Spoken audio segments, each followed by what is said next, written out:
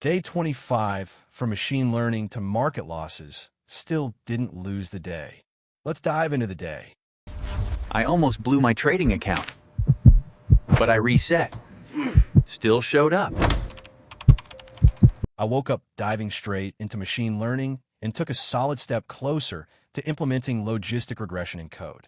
Today's lesson was about saturated models, deviance, and deviance residuals. Think of a saturated model as a cheat code.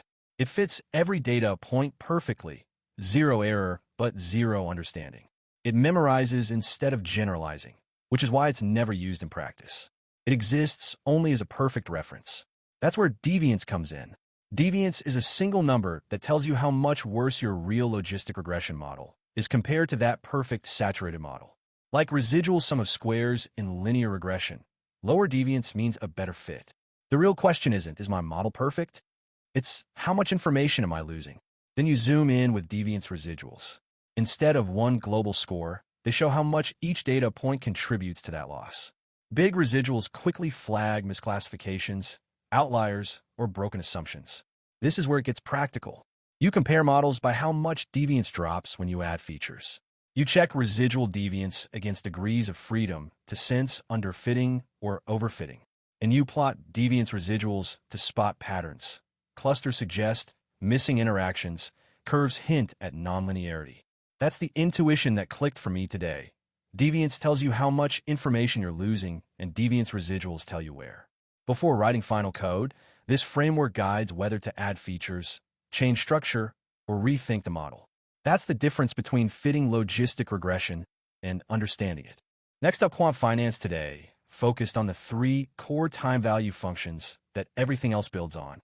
The first was the present value function, which answers a simple but powerful question. What is future money worth today? This shows up everywhere, comparing investments, valuing bonds, discounting cash flows, and judging whether a future payoff is worth the risk now. The second was the future value accumulation function, which flips the timeline and asks, if I invest money today, what does it grow into over time? It's used for growth projections, savings plans, and understanding how compounding rewards patience. What really clicked is that present value and future value aren't separate ideas. They're mirror images, connected through discounting and accumulation. The third function tied everything together, nominal interest rate conversion. This is where theory meets reality. Market rates are quoted with compounding conventions that can be misleading, and 2 rates that look identical on paper can produce very different outcomes. Learning how to interpret and convert rates correctly is essential whenever you compare products or plug numbers into valuation models. By focusing on intuition instead of memorizing formulas, I built a clear mental map of when each function is used, how they connect, and why effective rates matter more than headline numbers. I made solid notes and set a plan to finish this chapter within the week before moving on to pricing, yields, and more advanced models. My reading session took a deep, pleasant turn into Einstein, His Life and Universe by Walter Isaacson. I focus on the chapter exploring Albert Einstein's universe and his intellectual link with Carl Schwarzschild, who first solved Einstein's equations and revealed what we now call the Schwarzschild radius.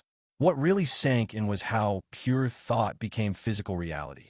Space-time, not as a static stage, but as a flexible fabric where space and time warp in response to mass and energy. In this view, gravity isn't a force at a distance. It's geometry bending the paths of objects and light. Isaacson captures the moment beautifully. Einstein predicted that starlight passing near the sun would bend by a tiny, almost unimaginable amount, about 1.7 arcseconds, and a solar eclipse later confirmed it. That small deflection didn't just support a theory, it reshaped our understanding of reality. Overnight, Einstein rose from obscurity to global fame, as physics stepped out of chalkboards and into legend. Trading was the low point of the day. I traded XAUUSD, and it turned into one of the angriest sessions I've had in a while. My analysis kept pointing to a short, not impulsively, but with conviction. The third time this week I'd seen the same setup. The problem wasn't doubt, it was timing. The market was choppy, noisy, and emotionally deceptive, and even with a firm belief in the idea, price refused to respect structure. I took the hit anyway. More than 2% gone, about $122, and suddenly I was staring at a number that landed hard, just $125 away from blowing my 7th or 8th account. That proximity changed the emotional temperature instantly.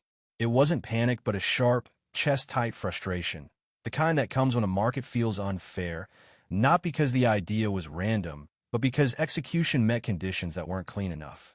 I didn't force the trade, I trusted it, and paid for not stepping back when the environment stopped matching the thesis. I closed the session raw, irritated but clearer. Tomorrow isn't about revenge or confidence. It's about tightening risk, respecting conditions, and surviving long enough for good ideas to actually matter. To calm my nerves, I switched gears into a DSA lecture, and the contrast helped immediately. The focus wasn't on writing clever code, but on slowing down and understanding the problem before touching the keyboard. We worked through 3 classic graph and tree questions, each sharpening a different way of thinking. The first was find center of a star graph, a simple problem that's really about visualizing structure. In a star-shaped graph, everything connects to one central node, and the task is just to identify that hub. The second was find the town judge, a logic-heavy graph problem where relationships matter more than edges. One person is trusted by everyone else, but trusts nobody in return. The third shifted into trees, binary, tree zigzag, level order traversal.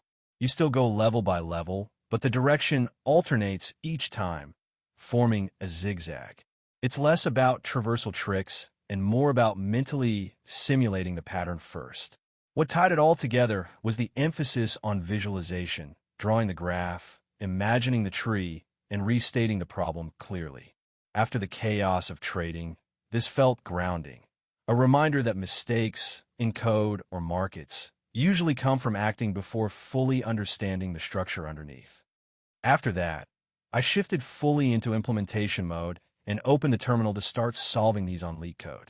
The focus was on translating clear understanding into clean logic. No rushing, just structure to solution. The first problem was find center of a star graph, and the insight is purely structural. In a star graph, everything revolves around one node. The center connects to everyone else, while all other nodes connect only once. Once you see that shape, the solution is obvious. Either count connections or use the shortcut that the center appears in every edge, so the common node in the first 2 edges is the answer. Next was find the town judge, which is really a logic problem disguised as a graph. The judge is trusted by everyone and trusts nobody. Anyone who trusts someone else is eliminated, while repeated trust builds a candidate. After processing all relationships, a single scan tells you whether such a person exists. The problem clicks when you stop thinking in edges and start thinking in conditions. The final problem was binary, tree, zigzag, level order traversal. You still traverse level by level using a queue, but the direction alternates each level. The traversal stays simple.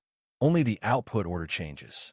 Once you visualize the zigzag, the implementation follows naturally. I implemented all 3, tested edge cases, and checked efficiency. Solving them back-to-back reinforced the core patterns, spotting structure early, reducing problems to clear conditions, and separating traversal mechanics from output logic. That repetition is what turns DSA from memorization into instinct. Language practice closed out the learning day. I extended my Spanish streak to day 355 and pushed my score to 33, a small but satisfying win. Today was a vocabulary-heavy session. Over 20 new words, including ojos, pedir, traer, excellent, bien provecho, salutable, estupendo, champion, and asado. Riding that momentum, I climbed to the top of the leaderboard. A compact victory after a rough trading session. I finished the day in the gym with leg day and a quick triceps burnout. For legs, I ran 3 sets each of leg press, leg extensions, and calf raises, heavy enough to feel the burn with clean reps. Triceps followed with pushdowns and overhead extensions to chase that horseshoe shape. The iron grounded everything.